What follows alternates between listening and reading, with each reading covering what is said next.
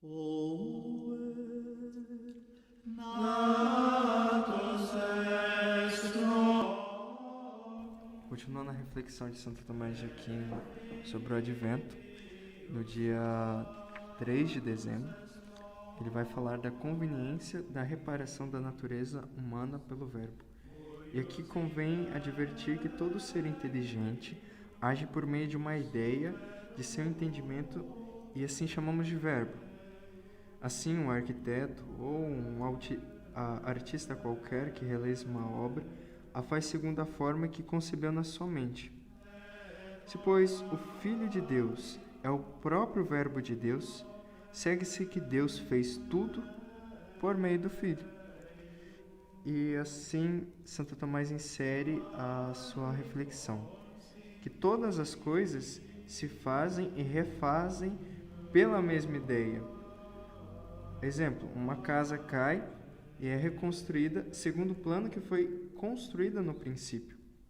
Entre os seres que Deus criou por seu verbo, a criatura racional ocupa o primeiro lugar, enquanto as demais criaturas estão a serviço desta e aparecem como criadas para ela.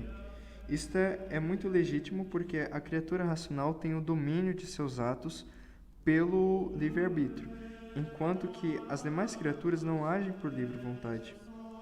Em todas as partes, o que é livre impera sobre o que é escravo, e os escravos estão para servir os homens livres e são governados pelos homens livres. Logo, a queda da criatura racional deve julgar-se muito mais grave que a falta da criatura irracional. É, portanto, conveniente que a sabedoria divina repare principalmente a queda da criatura racional, por mais que se arruinasse o céu ou qualquer outro acidente se realizasse nas coisas corpóreas. Falo da queda da criatura racional não enquanto esta se afasta do seu próprio ser, mas enquanto se afasta da retidão da vontade, pois a queda ou a deserção de um ser deve ser considerada principalmente segundo o princípio de operação. Assim dizemos que o artista erra se falha em sua arte, e dizemos que uma coisa falha e se arruína se corrompe a capacidade natural para a qual ela foi feita. É o caso de uma planta que perde sua capacidade germinativa, ou o caso da terra que perde a sua força produtiva.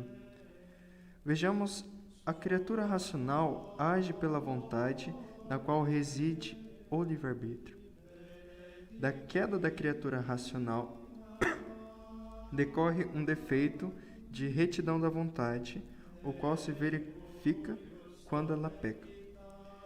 Assim, pois, convém principalmente a Deus remover o defeito do pecado, que não é outra coisa que uma previsão da vontade, e atestar a dita remoção através do seu verbo, pelo qual criou todas as coisas.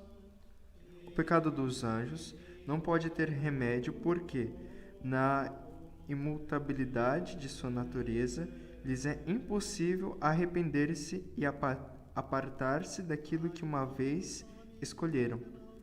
Os homens, ao contrário, possuem uma vontade mutável, segundo a condição de sua natureza, de tal modo que não só podem escolher entre as coisas diversas, mas também, depois de haverem escolhido uma coisa, podem arrepender-se e voltar-se para outra.